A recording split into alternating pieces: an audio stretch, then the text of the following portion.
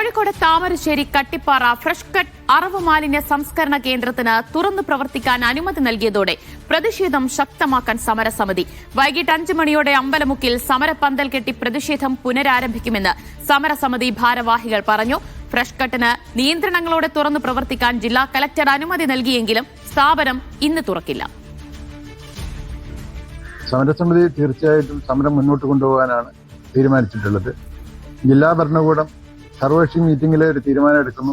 ഒരു ഉപസമിതി തീരുമാനിച്ചിട്ട് ഈ സമരം ഉപസമിതിയുടെ തീരുമാനപ്രകാരം മാത്രമേ ഫാക്ടറി തുറക്കുള്ളൂ എന്ന് പറയുന്നു. പിറ്റേന്ന് തന്നെ ഒരു ജില്ലാ ഫെസിലിറ്റേഷൻ കമ്മിറ്റി എന്നുള്ള അവരുടെ ഒരു തട്ടിക്കൂട്ട് സ്ഥാപനം കൂടി ഫാക്ടറിക്ക് പെർമിഷൻ കൊടുക്കുകയാണ് ഉണ്ടായത്. ഇതിൽ പ്രതിഷേധിച്ചുകൊണ്ട് ഈ ജില്ലയിലുടനീളം സമര സഹായ സമിതി രൂപീകരിക്കുകയും ഒരു ഫ്രഷ് കട്ടിന്റെ ഒരു വാഹനത്തിൽ പോലും ഈ സാധനം കൊണ്ടുവരാൻ ഈ നാട്ടിലേക്ക് സാധനം അയക്കാത്ത രീതിയിലുള്ള ശക്തമായിട്ടുള്ള ഓരോ ഗ്രാമങ്ങളിലും ഞങ്ങൾ സമര സഹായ സമിതി രൂപീകരിച്ച് ആ ഗ്രാമവാസികളുടെ നേതൃത്വത്തിൽ ഈ ഫ്രഷ് കട്ടിലേക്ക് വരുന്ന മാലിന്യം തടയാനുള്ള ഞങ്ങളുടെ തീരുമാനം. ഫാക്ടറി തുറന്ന് പ്രവർത്തിക്കാൻ ഞങ്ങൾ സമ്മതിക്കില്ല. കാരണം ഇത്രയും കാലം 6 വർഷത്തോളം ഞങ്ങൾ അനുഭവിക്കുന്നു. അതുകൊണ്ട് ഈ കളക്ടർ എന്ത് പറഞ്ഞിട്ടും കാര്യമില്ല. അവർ ഒരാഴ്ച അതിന്റെ ഉപാധികളോട് മുമ്പോട്ട് പോകും. വീണ്ടും അത് നേരെ തിരിച്ചു തന്നെ വരുള്ളൂ. കാരണം അവിടെ ഇനി എങ്ങനെ തുറന്ന് പ്രവർത്തിച്ചാലും എത്ര ടണ്ണ് കുറച്ചാലും ഞങ്ങൾക്ക് സ്മെല്ല് ഉണ്ടാവും. അപ്പോൾ ആ സ്മെല്ല് മാറ്റി ഇനി ഞങ്ങൾക്ക് ഇവിടെ ജീവിക്കാൻ കഴിയൂല. അപ്പോൾ അത് തുറന്ന് പ്രവർത്തിക്കണ്ടെന്നാണ് ഞങ്ങളുടെ തീരുമാനം. മുമ്പോട്ട് പോകാൻ ഷബീർ ഉമർ വിവരങ്ങൾ നൽകും. ഷബീർ, ഉപാധികളോടെ പ്ലാന്റിനെ തുറന്നു പ്രവർത്തിക്കാം എന്നാണ് ജില്ലാ കളക്ടർ നിർദ്ദേശിച്ചിട്ടുള്ളത്. അപ്പോൾ പ്ലാന്റ് വീണ്ടും തുറന്നു പ്രവർത്തിക്കുമ്പോൾ വീണ്ടും സാധാരണ നിലയിലേക്ക് തന്നെ കാര്യങ്ങൾ പോകും. മലിനീകരണം ശക്തമാകുമെന്ന ആശങ്ക അവിടെയുള്ള പ്രദേശവാസികൾക്കുണ്ട്. അതുകൊണ്ട് തന്നെ വീണ്ടും സമരമുഖത്തേക്ക് എത്താനാണോ അവർ തീരുമാനിച്ചത്?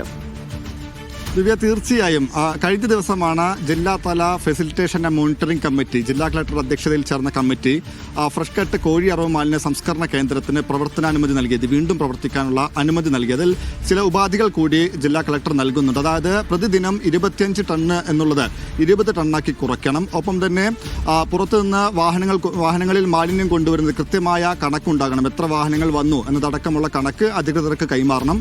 പഴകിയ അറവ് മാലിന്യങ്ങൾ, കോഴി അറവ് മാലിന്യങ്ങൾ ഈ സംസ്കരണ കേന്ദ്രത്തിലേക്ക് വരരുത്. ഇക്കാര്യത്തിൽ ഉറപ്പുവരുത്തണം.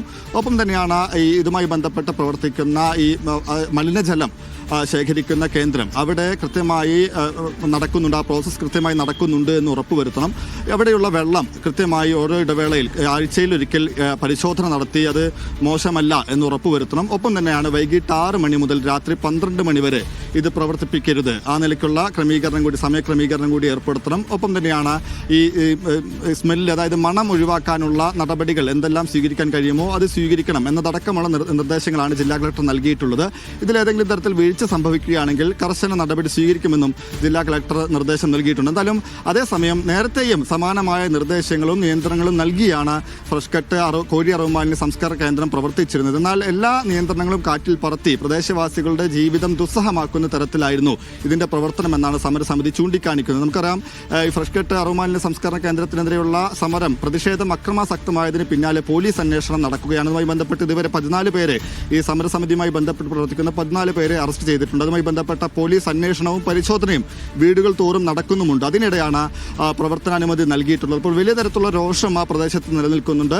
അപ്പോൾ ഇന്ന് മുതൽ പ്രവർത്തിക്കാനായിരുന്നു ജില്ലാ കളക്ടർ അനുമതി നൽകിയതെങ്കിലും ഇന്ന് മുതൽ ഫാക്ടറി തുറന്ന് പ്രവർത്തിപ്പിക്കുന്നില്ല എന്നാണ് ഡയറക്ടർ ബോർഡിന്റെ തീരുമാനം, അല്ലെങ്കിൽ അതിന്റെ ഉടമകളുടെ തീരുമാനം. ഡയറക്ടർ ബോർഡ് യോഗം ചേർന്ന് സ്ഥിതിഗതികൾ വിലയിരുത്തിയൊപ്പം തന്നെ പോലീസ് സുരക്ഷ ഉറപ്പാക്കിയതിന് ശേഷമാകും ഈ ഫാക്ടറി തുറന്ന് പ്രവർത്തിപ്പിക്കുക എന്നാണ് ഉടമകൾ അറിയിക്കുന്നത്. എന്നാൽ സമരം ഇന്ന് വൈകിട്ട് 5 മണിക്ക് തുടങ്ങാനാണ് സമരസമിതിയുടെ തീരുമാനം. അമ്പലമുക്കിൽ പന്തൽ കെട്ടി അനിശ്ചിതകാലത്തേക്ക് തന്നെ വലിയ തരത്തിലുള്ള ശക്തമായ പ്രതിഷേധം തുടരാനാണ് സമരസമിതിയുടെ തീരുമാനം. ഒപ്പം തന്നെയാണ് ഈ പ്രദേശത്ത് സമരം നടത്തുന്നതോടൊപ്പം ഇവിടേക്ക് കോഴിക്കോട് ജില്ലയുടെ വിവിധ ഭാഗങ്ങളിൽ നിന്നാണ് ഈ കോഴി അറവ് മാലിന്യം വരുന്നത്. അപ്പോൾ അവിടങ്ങളിൽ കൂടി ഈ സമരസമിതിയെ സഹായിക്കുന്ന ചെറു സംഘങ്ങൾ രൂപീകരിച്ച് അവിടെ നിന്ന് കോഴി അറവ് മാലിന്യം ഈ ഫ്രഷ് ഫ്രഷ് കട്ടിലേക്ക് കൊണ്ടുവരാതിരിക്കാനുള്ള നടപടികൾ കൂടി സ്വീകരിക്കുമെന്ന് സമരസമിതി ഭാരവാഹികൾ അറിയിക്കുന്നത്. എന്തായാലും എന്ത് തരത്തിലും ഈ ഫാക്ടറി തുറന്ന് പ്രവർത്തിപ്പിക്കാൻ അനുവദിക്കില്ല എന്ന് തന്നെയാണ് നാട്ടുകാരുടെ നിലപാട്. അതിൽ ഉറച്ചു നിൽക്കുകയാണ്. അതുമായി ബന്ധപ്പെട്ട അവരുടെ പ്രതിഷേധം ഇന്ന് വൈകിട്ട് 5 മണിക്ക് തുടങ്ങുമെന്നാണ് അവർ അറിയിക്കുന്നത്. അപ്പോൾ നേരത്തെ നമുക്കറിയാം വലിയ തരത്തിലുള്ള പ്രക്ഷോഭം വലിയ തരത്തിലുള്ള അക്രമ സംഭവങ്ങളിലേക്കും ഈ ഫാക്ടറിയുടെ ഒരു ഭാഗം തീയിടുന്നതിലേക്കും നയിച്ചിരുന്നു. അപ്പോൾ അതുമായി ബന്ധപ്പെട്ട